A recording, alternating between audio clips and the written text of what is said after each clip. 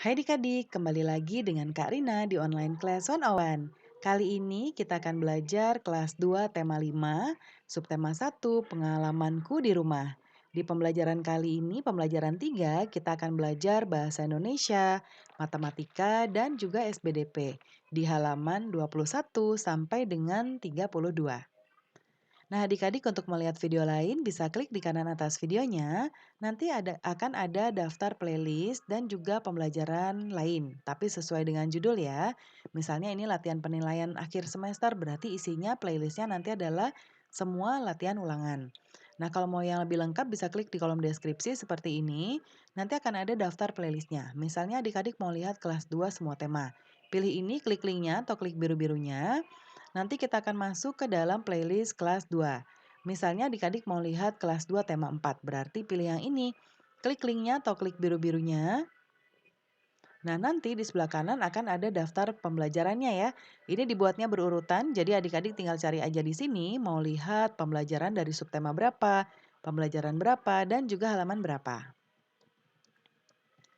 Nah, kita mulai ya. Di pembelajaran 3, di sini hari sudah malam, Benny sedang bermain piano. Benny bermain di dekat kakaknya. Mereka memainkan lagu Burung Tantina. Nah, adik-adik sudah tahu ya lagu Burung Tantina ya. Nah, ini nanti boleh dinyanyikan lagunya, ditunggu arahan dari Bapak Ibu guru. Kita akan lanjut ke yang berikutnya. Nah, tentukan tekanan kuat dan lemahnya, tuliskan kosakata untuk tekanan kuat dan tekanan lemahnya, ya. Kemudian tuliskan kosakata yang berbunyi panjang dan pendeknya. Nah, ini ada tekanan kuat, tekanan lemah ya, bunyi panjang, bunyi pendek. Nah, kita lihat di sini. Yang pertama, tekanan kuatnya adalah di bagian lirik Sio Tantina Burung Tantina. Ya. Kemudian tekanan lemahnya mati di panah Raja Nirwana. Kemudian bunyi panjangnya sakitnya bukan sakit penyakit. Lalu bunyi pendek kabarnya datang dari Sri Rama. Ya. Nah, kemudian berikutnya, Benny bermain pianonya hebat. Benny bermain di dekat kakaknya seperti ini. Kakak Benny sedang belajar. Nah, kakak Benny merasa terganggu. Apa kata Benny kepada kakaknya? Nah, maafkan Benny kak, Benny sudah mengganggu. Ya, eh, terus kata kakaknya, iya dik, kakak maafkan kalau Benny mau main piano sebaiknya di siang hari. Atau Benny mainnya sore hari. Ya kak, besok tidak Benny ulangi lagi, kata Benny begitu ya. Nah, kemudian berikutnya di sini kita lihat, pernahkah adik-adik melakukan kesalahan? Nah, tentunya kita sebagai manusia pasti pernah melakukan kesalahan ya. Nah, lalu coba kita tuliskan cara meminta maaf. Nah, Karina akan contohkan di sini. Yang pertama, Ibu saya salah, saya sudah memecahkan pot bunga itu karena terkena tendangan bola. Saya minta maaf ya Bu. Nah, itu contoh pertama. Yang kedua, ayah, saya minta maaf, saya sudah bersalah karena bertengkar dengan adik. Maafkan saya ya. Lalu yang ketiga, adik maafkan kakak karena sudah mengambil bonekamu. Kakak salah, kakak minta maaf ya. Yang keempat, kak maafkan saya, bukumu tadi terkena air oleh saya. Saya minta maaf ya kak, saya tidak sengaja. Lalu yang kelima, Nek, maafkan saya karena sudah berbohong. Saya bersalah kepada nenek. Saya minta maaf ya, Nek. Nah, itu 5 contohnya ya.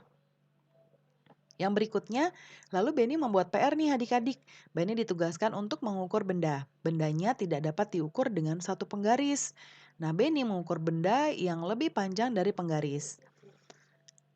Nah, berikutnya, kata Benny, ini Benny dulu yang tanya ya.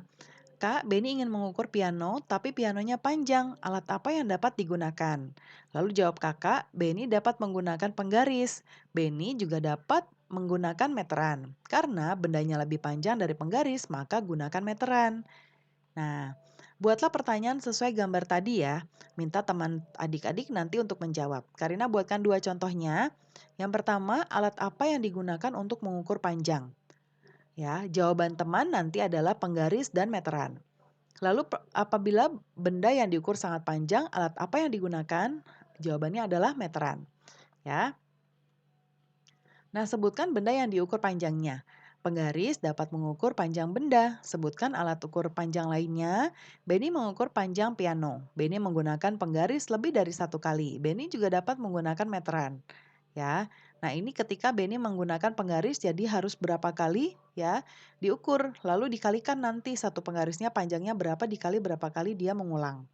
Kalau meteran itu biasanya langsung karena dia panjang ya. Sekarang perhatikan adik-adik gambar berikut ini, kasih tanda centang untuk benda yang bisa diukur dengan meteran. Ya, kita lihat yang pertama laptop. Laptop ini tidak terlalu panjang, jadi bisa diukur dengan penggaris, jadi Karina biarkan saja atau adik-adik boleh silang. Yang kedua ini ada lemari TV atau lemari, ini bisa kita gunakan meteran ya. Lalu akuarium, ini juga bisa kalau yang besar. Kemudian ini ada karpet, ini juga bisa pakai meteran. Kipas angin tidak ya, karena cukup dengan penggaris saja. Laci, ya laci meja ini pakai meteran. Kemudian guci, ini tidak, ini bisa kita gunakan penggaris. Ini juga tidak karena kecil. Pensil juga tidak ya, karena kecil. Nah, jendela menggunakan meteran. Lalu kalau ini adalah jam dinding, ya ini menggunakan penggaris cukup. Buku juga penggaris cukup, jadi kita silang. Sepatu juga, penghapus juga. Dan yang terakhir pagar ini memerlukan meteran. Ya, nah meteran untuk mengukur panjang benda.